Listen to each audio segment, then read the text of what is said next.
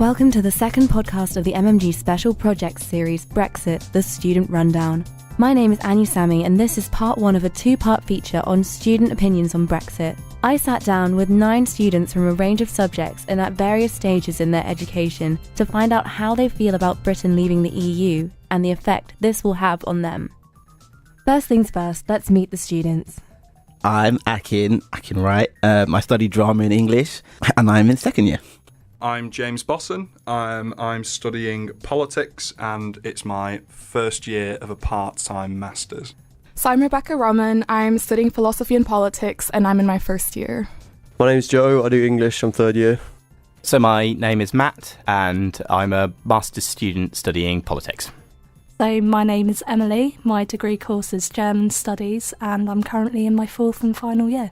My name is Jacob, I'm in third year and my degree is Politics and Modern History. My name's Bella Jewell, I'm a second year student studying French and Italian, and next year I'll be looking to go to France and Italy for a year abroad. I'm Tobias Soar, I'm studying Politics and International Relations and I'm in my second year. My first question was, did you vote Remain or Leave, or were you too young? I voted Remain. I could not vote, unfortunately. I don't have British citizenship, so I wouldn't have been eligible to vote either way. And I was a few months too young at the time, meaning most of my peers, fellow course mates, and friends at halls who are British weren't able to vote either. Yes, I did, and I voted to leave. I voted Remain. So I voted Remain. I was too young to vote, but I would have voted for Remain. I couldn't vote, no. I was too young. Well, if I could have voted, I would have definitely voted Remain. Here are some of the reasons students gave for voting the way they did. So I think the main thing is, being a language student, I'm very open to travelling around, the opportunities that the EU brings, like the opportunity to study and work abroad. And I also believe that the benefits of being kind of in this collaborative group much outweigh the advantages of being kind of a more isolated position. If I were British and had been of age, I would have voted to Remain. I'm an EU national, I have German and Belgian citizenship, and I grew up in sort of an EU bubble, so I feel very attached to the European Union, and I feel like I'm very much a product of the EU, so I definitely would have voted to Remain. When the referendum rolled round the first time, I wanted to give each side, my due attention, even though it seemed like, most of my peers and stuff were gravitating towards Remain. And obviously I did in the end as well eventually. I still wanted to explore whether or not there'd be any valid reasons for voting Leave. My view is that Britain's future is probably outside the European Union, whether we like it or not, because the European Union is committed to this path of ever closer union, and over the last 40 years while we've been a member, Britain has acquired all these opt-outs and rebates, and I feel like there was always going to come a point whereby we were told, are you in this project or are you not? And we would always have said, no, we're not. So I voted now in the hope that we could have had a mature negotiation and decide what Britain's future relationship is now, rather than being kicked out later down the line.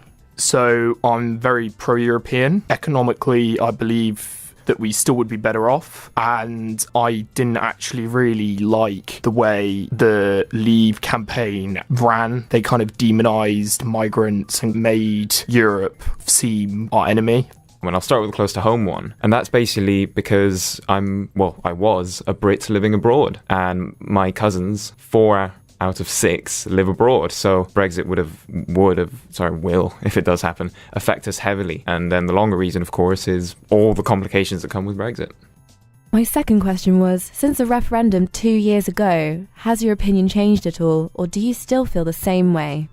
I do, because, it's literally been 2 years and nothing has changed. Actually, I saw a really funny tweet about this. It was like, Britain had 2 years to write this Brexit dissertation and they're 17 days away with no words. And I was like, yeah, you're right. I felt like they could have done a lot more in that time. And I know they had all these bills that they proposed that, got declined and cancelled. But some people are entertaining the idea of having a no-deal Brexit, which is even worse than just not leaving at all.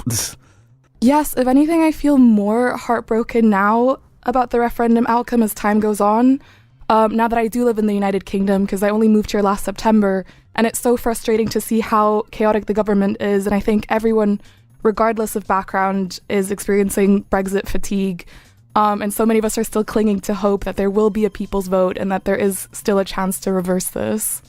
I probably still would vote to Remain, but I'd be more reluctant to, because I genuinely don't believe in a second referendum. Yeah, I mean, as far as the European Union is concerned, nothing much has changed in the last 2 years.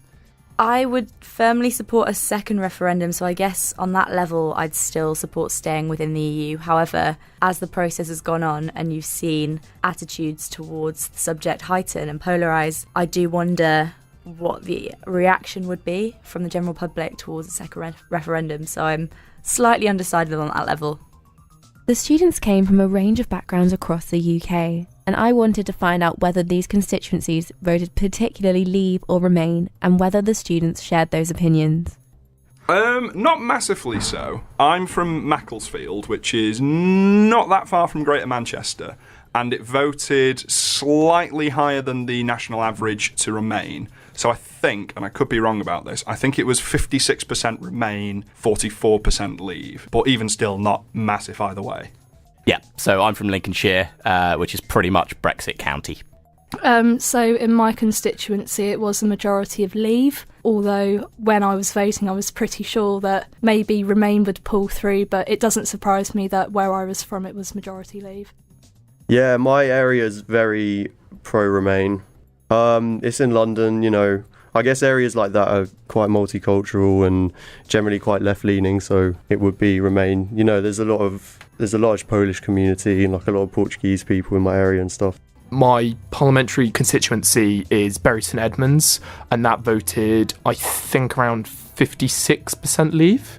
So obviously being in the 44% of the constituency that did vote to Remain, I wasn't very surprised when we did vote to Leave, because obviously I was like driving around in my village or town, and literally there was just Leave after Leave posters and campaigning everywhere.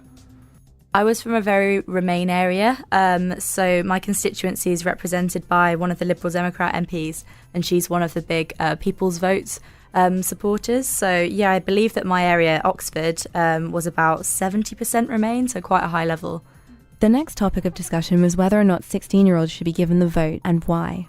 I think absolutely. Yeah, that's also extends to the question of should 16-year-olds vote in general, and I believe that yes, it's an age where if we're thinking of young people who are informed, that's the age where they start informing themselves about politics, where they start learning about what's beyond their neighbourhood on a very deep and informed scale. And of course then people could also argue that, well, but they're not informed at all, and they're too young. But they're people in their 20s, 30s, 40s.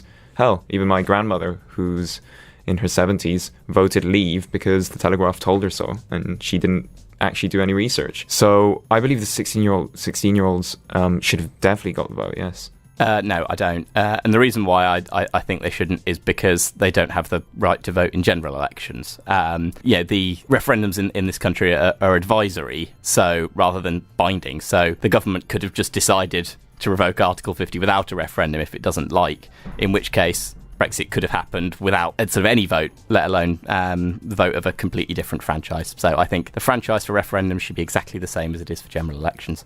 I think they should have. Polls have suggested that if 16 and 17-year-olds had been able to vote, the outcome would have been very different and it would have overwhelmingly been Remain. I think it's unfair that they were disenfranchised because it's their future being decided on.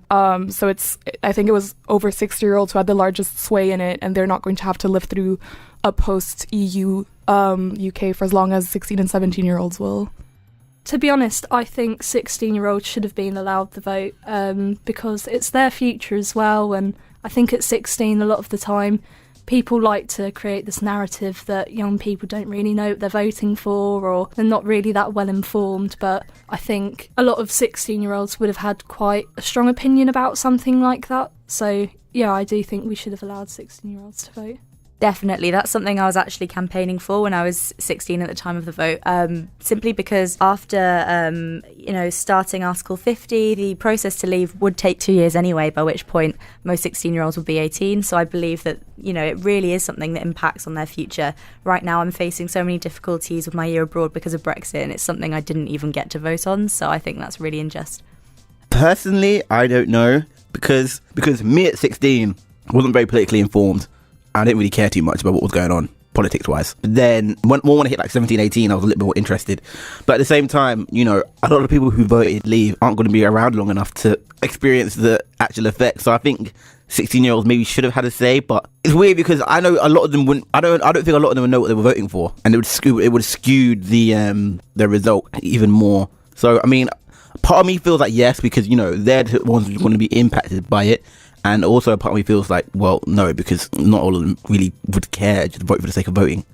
See, I really don't know about this. I mean, part of me thinks yes. Just because no disrespect to old people, and like, you know, they've paid their taxes, they've helped build the country that we benefit from today and stuff, but at the same time it is the young people who are going to get affected most by this referendum. I mean, it's a weird one, isn't it? Because there's going to be 15-year-olds out there that could run rings politically around people that are in their 40s. But so you've just kind of got to give a bit of a general answer, don't you? I think generally speaking 18-year-olds, I think that's probably the right age. So I don't think that 16-year-olds should have had the chance to vote in the referendum. However, there are people that were 16 then and 15 then that are now 18 and 19, and they've witnessed all of British parliamentary activity and all the political actions in this country for the past 2-3 years be swamped in this mess that they've had absolutely no say in whatsoever. So I don't think they should have been able to vote then, but I do think they should be able to vote again now.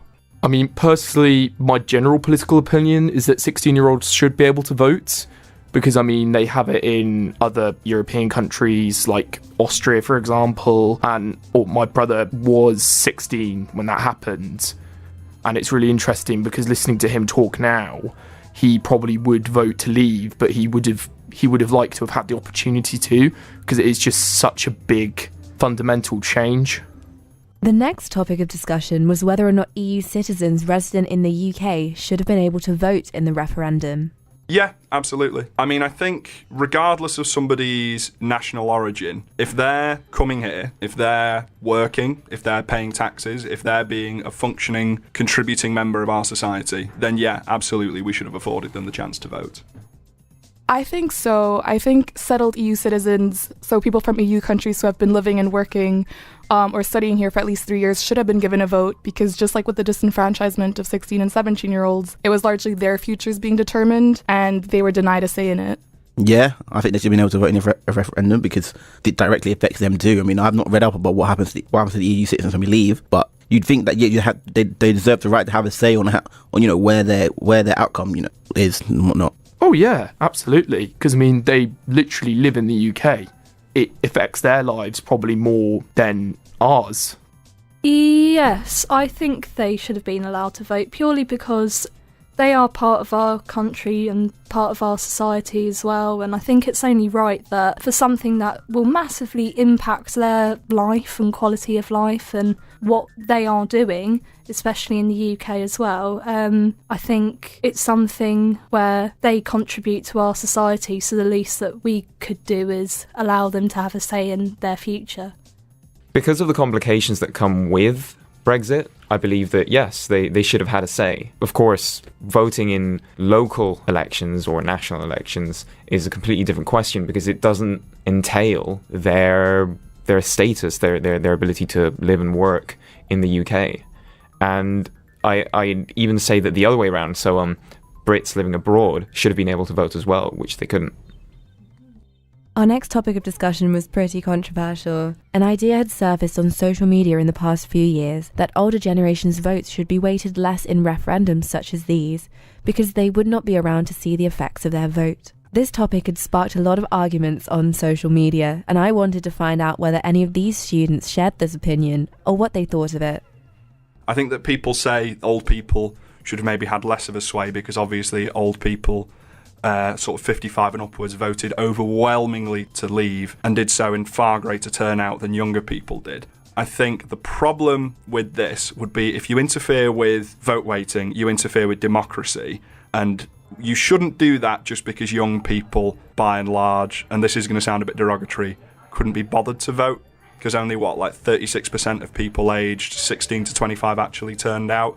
And that should have been more, mate. Why aren't we voting more? I actually agree with that, and maybe it's not a politically correct thing to say, but it's easy to vote for something that's not going to affect you. You'll be dead in the next 5-10 years and be like, oh well, it's fine.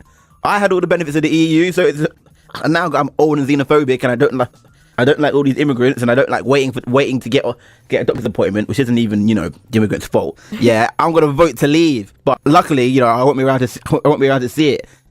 The students then discussed whether Brexit would have an impact on the organisations which their parents work for. So my dad's business trades right the way across the world, including the European Union, but the business has been doing Brexit contingency planning since day one, so they're fairly confident that actually they will probably get through with minimal disruption. And I think that is something where businesses themselves have failed quite comprehensively since the referendum, that the lack of planning has made the problems rather than the problems being thrown on them by the chaos. Both of my parents work in industries that are very, very heavily reliant on our membership of the EU.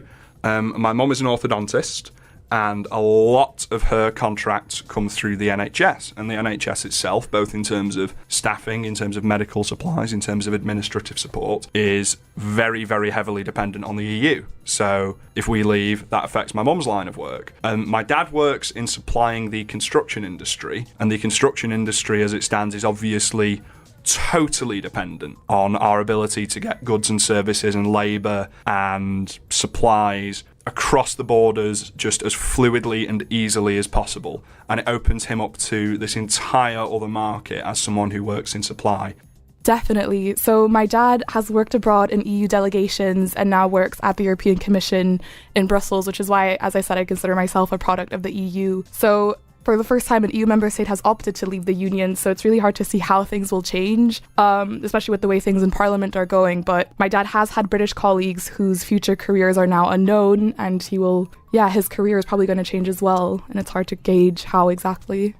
Yeah, so my dad works for the NHS, and his department is basically half European or half non-kind of British. And then, the hospital where he works is extremely dependent on EU workers and kind of immigrants from Poland, Romania for basic services. And from what he tells me and from what I can gather, they're gonna, unless British people are willing to do the jobs that the immigrants are going to make vacant, then I think they're the NHS would be struggling.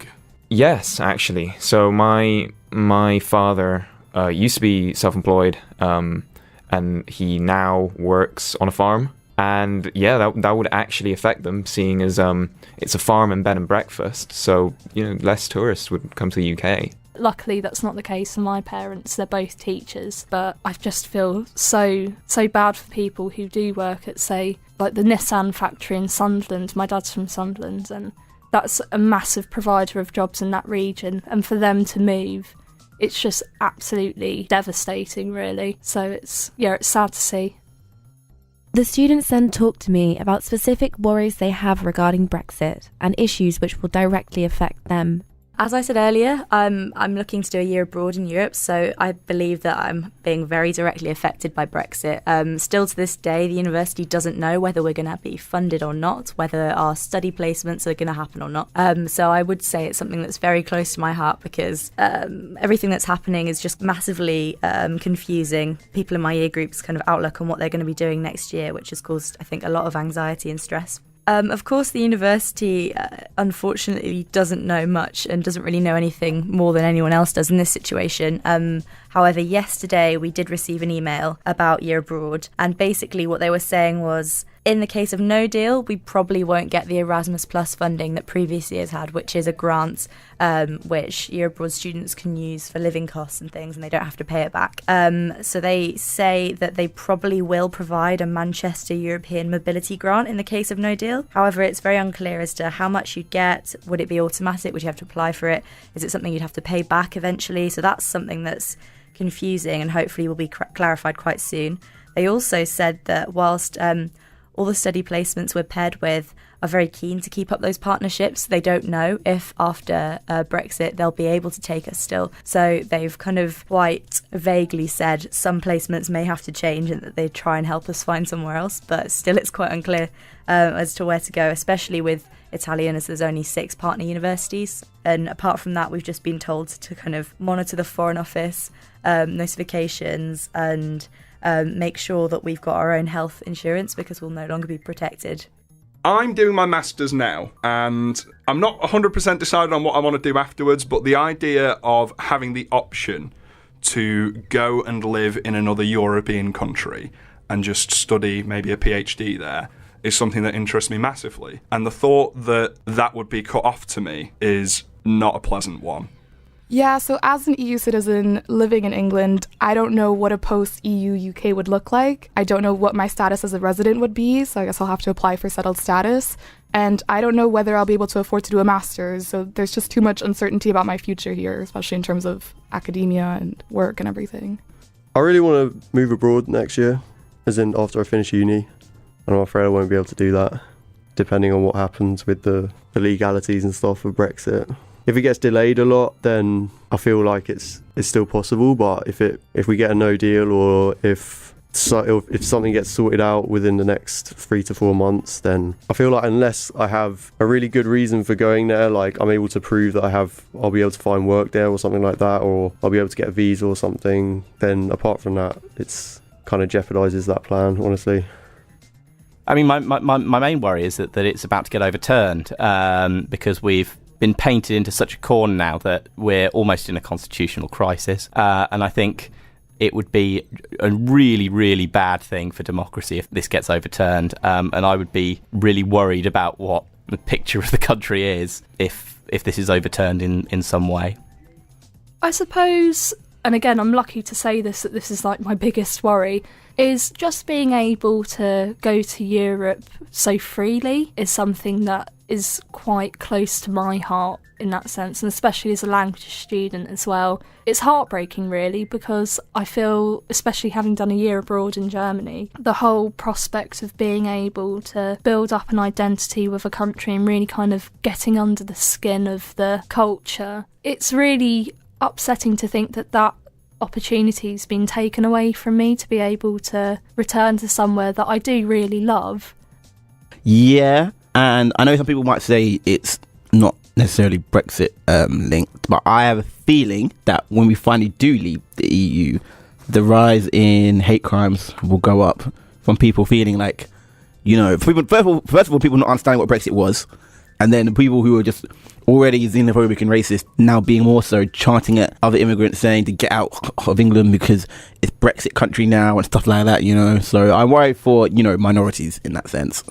Thanks for tuning into part 1 of this podcast. Part 2 will be coming very soon, where I'll be discussing even more topics related to Brexit and student life. I've been Anja Samy, and this has been the Manchester Media Group's special project on Brexit, the Student Rundown.